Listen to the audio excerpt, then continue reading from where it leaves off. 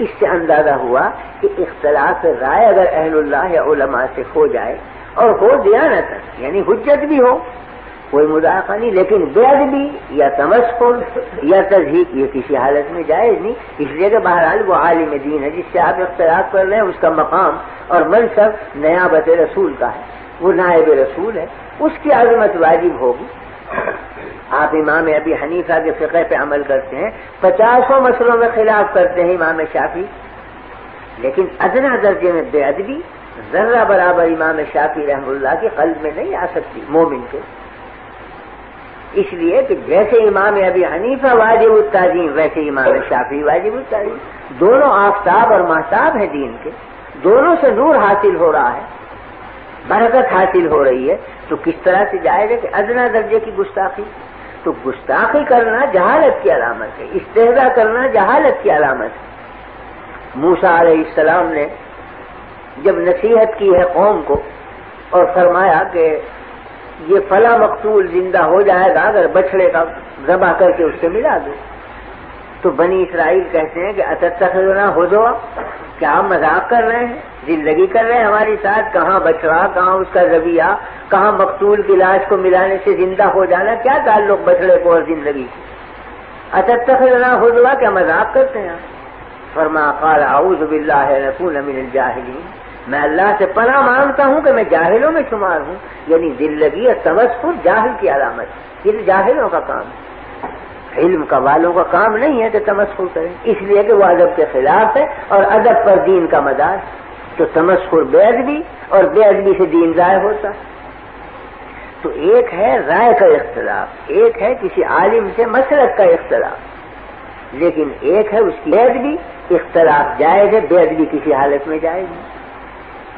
میں نے حضرت مولانا تھانوی رحمۃ اللہ علیہ کو دیکھا، مولانا احمد رضا خان صاحب مرحوم سے بڑا اختلاف، بہت سی چیزوں میں اختلاف، کہیں قیام کے مسئلے میں، کہیں عرس کے، کہیں میلاد کے، لیکن جب مجلس میں ذکر آتا تو فرماتے مولانا احمد رضا خان صاحب مرحوم، یہ فرماتے۔ ایک دفعہ مجلس میں بیٹھنے والے ایک شخص نے کہیں بلا مولانا کے احمد رضا کہہ دیا، حضرت نے ڈانٹا اور خفا ہوئے، فرمایا عالم تو ہیں اگر کہ اختلاف ہے رائے کا،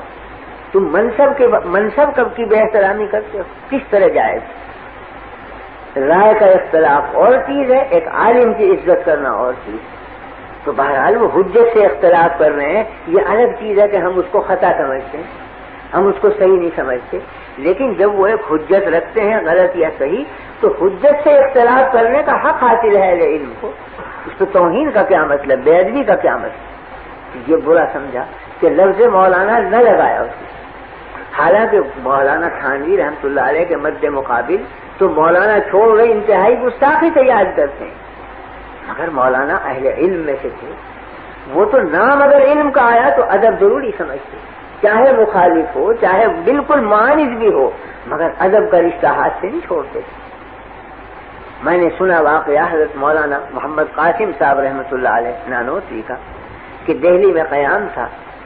تو حضرت کے خدام میں تھے وہاں چند حضرات مقیم، ایک تو حضرت شیخ الہند مولانا محمود حسن صاحب موجود تھے، دوسرے شاگرد مولانا احمد حسن صاحب محدث امروہی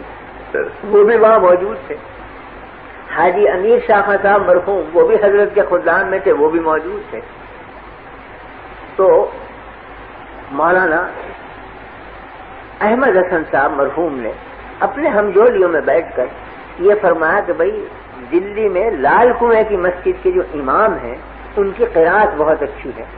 تو چلو کل صبح کی نماز ان کے پیچھے پڑھیں گے، قرآن شریف بہت اچھا پڑھو۔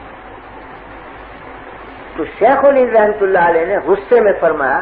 کہ تمہیں شرم نہیں آتی بغیر، وہ ہمارے حضرت نانوتوی کی تکفیر کرتا ہے وہ امام، ہم اس کے پیچھے نماز پڑھیں گے، جب وہ حضرت مولانا کو کافر کہتا ہے ہم نہیں پڑھیں گے ایسے شخص کے پیچھے نماز، اور کوئی ذرا سخت لہجہ اختیار ہے۔ یہ جملے حضرت نانوتوی کے کان میں پڑے، تو اگلے دن حضرت نانوتوی رحمۃ اللہ علیہ ان سب شاگردوں کو لے کر اسی مسجد میں پہنچے صبح کی نماز پڑھنے کے لیے، اسی امام کے پیچھے جا کے نماز پڑھی۔ نماز کا جب سلام پھیرا تو چونکہ لوگ اجنبی تھے یہ، تو نمازیوں نے دیکھا کہ بھئی ہیں تو کچھ علماء صورت مگر ہیں اجنبی، تو کچھ شیوے گوئیاں ہوئی کون ہے معلوم ہوا کہ تو حضرت مولانا محمد قاسم صاحب اور یہ ان کے شاگرد مولانا شیخ الہند محمود الحسن صاحب ہیں اور یہ مولانا احمد حسن محدث امروہی ان کے تلمیذ ہیں۔ اب امام کو سخت حیرت ہوئی کہ میں تو انہیں رات دن کافر کہتا ہوں اور یہ نماز پڑھیں آج۔ تو خود بڑھے وہ امام اور کہا کہ حضرت میں آپ کی تکفیر کرتا تھا اور میں آج شرمندہ ہوں کہ آپ میرے پیچھے نماز پڑھیں، حالانکہ میں نے آپ کو کافر کہا۔ فرمایا مجھے قدر ہے آپ کے کافر کہنے کی، اور میں آپ کی اور زیادہ عزت بڑھ گئی میری نگاہ میں کیونکہ آپ نے کافر کہا مجھے۔ کیوں؟ اس واسطے کہ آپ کو یہ روایت پہنچی کہ میں توہین کرتا ہوں رسول اللہ صلی اللہ علیہ وسلم کی، تو آپ کی غیرت ایمانی کا یہی تقاضا تھا کہ آپ مجھے کافر کہیں۔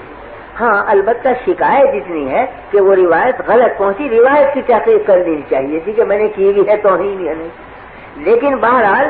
تکفیر کی بنا ہے توہین رسول، اور توہین رسول جو مسلمان سنے گا تکفیر واجب ہے کرنا، کہ وہ کافر کہے وہ دائرہ اسلام سے خارج ہو گیا جو توہین کرے نبی کریم صلی اللہ علیہ وسلم کی۔ تو فرمایا میرے دل میں قدر ہے آپ کی قوت ایمانی کی کہ آپ نے مجھے کافر کہا، اس لیے کہ آپ کو یہ خبر پہنچی کہ میں توہین رسول کرتا ہوں۔ ہاں شکایت اتنی ہے کہ آپ تحقیق کر لیتے کہ یہ خبر صحیح ہے یا غلط،